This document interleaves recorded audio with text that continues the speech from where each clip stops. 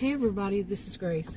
In this video, I'm going to talk about dream and dream interpretations and some such as this. Now, to me, I'm a social and behavioral scientist. I studied it a bit, a little bit here and there, but I'm no expert on it. But to me, the way I see it, everybody has their opinion on how to think about this. But to me, if a person has recurring dreams, I'm going to talk about recurring dreams. I have them.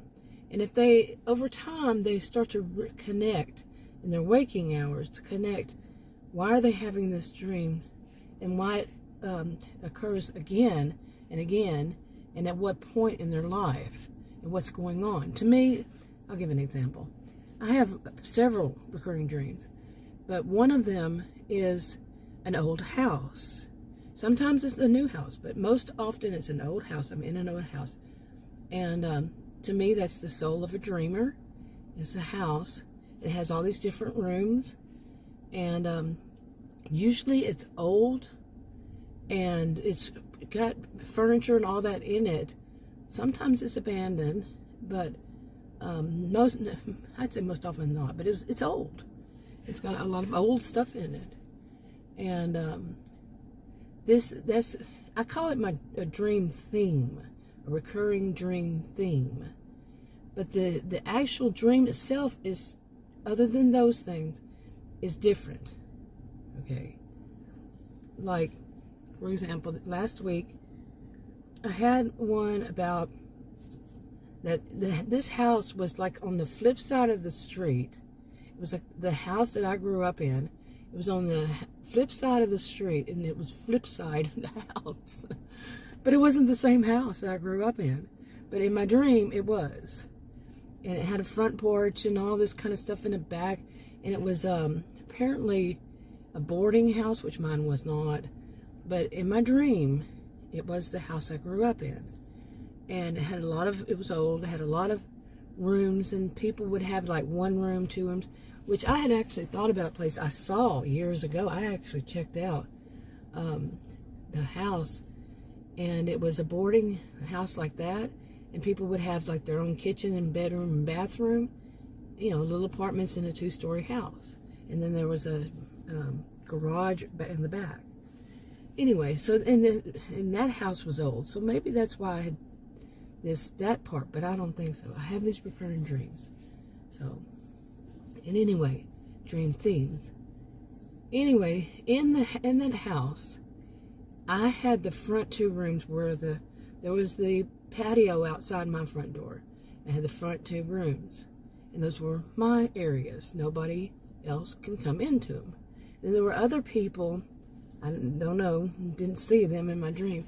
But in the back of it was a man. He had 2 rooms. And his 2 rooms, he I actually knew in person. I dated for 4.5 years, many years ago. Okay, not too many, but years ago. And he had passed away in, I think it was 2008 or 2009. And I wasn't seeing him at the time, so hadn't been for a while. Anyway, that was in reality. Now, in the dream, he had these 2 rooms, and he told me, I would go back there, and he would talk to me, and I'd say, I was kind of indifferent when he told me that he was thinking about moving and going, I think it was somewhere north. We were in Texas, and he was going to go north. And I said, okay, okay. I was kind of like indifferent. I wasn't feeling, oh, please don't leave, or I wasn't feeling anything. I was like, okay. It wasn't any kind of response, And, I kind of wished him well, that kind of thing, like you do when somebody's moving. And then after he left, I thought, I want those 2 rooms to myself too. I want more space. So I'm going to take those space. And the other people in the house, they were kind of like, a little bit like hippies, I guess. They were really laid back. And they're around our ages, laid back people. And I thought they're not going to care, if I took those rooms. And then I started seeing there was some hidden things in those rooms, and I said maybe some of it was mine, as time went by. And then at one point it finally hit me. I said, he has no way of contacting me, which is kind of, even in, I think, the dream, I said, well, he does know the address. But I didn't have a phone, and there was no central phone in the house, or he didn't have a phone, something. Okay, anyway, part of the dream was about, it was taking me a while to think things through and to realize that there was no way he was going to be able to contact me, because he didn't have a phone, I think.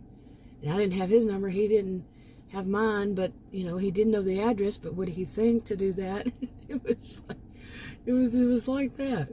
And then I thought, well, maybe I'll call his sister and ask her. Now, his sister, I knew she was my age, and he was a little bit older, and, you know, a few years. His sister was, oh boy, bad. And I'm going back to real life.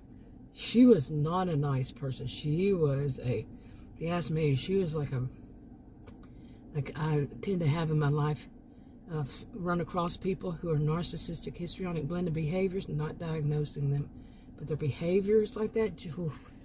She was an adult mean girl. Okay, just put it that way, adult mean girl.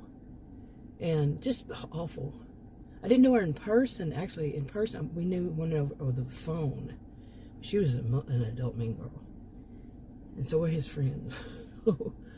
Anyway, you know, I thought about calling her, and that's when I woke up.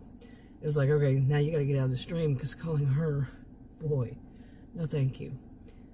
But it made me really, what it made me think about was that these are old issues. And I've always thought this way, like I was talking about it first, saying it first, was, to me, whatever I have realized over these years, that when I have this dream, this one of the recurring dreams, themes, it is because it's something I haven't taken care of mentally, emotionally, haven't really gone through and separated the parts of what had happened, and like there were things that were left, you know, open. They weren't, I didn't close them in my mind. It's done, over with. That was many years, you know, not many, too many. I think it was in the 2000s. Yeah. And I just need to close that door, you know? And so what I was thinking about doing was making videos about them. And I've been making videos on YouTube since my original channel, since, well, it was it's like 7.5 years. Okay, but not about this. Maybe once or twice. But I think that's what I'm going to do, is make videos about my relationship with this guy and the terrible people I met through him. And he was not like any of those, but it's got some twist. And I actually wrote some out, and not, you know, just highlights of what happened. Then I'll make some videos about them. But back to that, about the dreams. I think that it was spurred on because I have had little thoughts about this, and that's something that I should take care of, really. And that's how it works for me. You know, there was one of them, another dream, a recurring dream I had. I haven't had that in a while, but I used to move around a lot when I was younger. And, I mean, I moved several different states, different big cities, small towns, and all that. And, for many years. And whenever I would have a dream about this one guy that I dated back in high school days, I don't even know if he's still alive, but one guy that I used to date way back then, and I would have a dream about him that I couldn't find him. Okay, it was all like hills and country life and country people and me in the country, and I would try to find him on these long roads that go up and down and all kinds.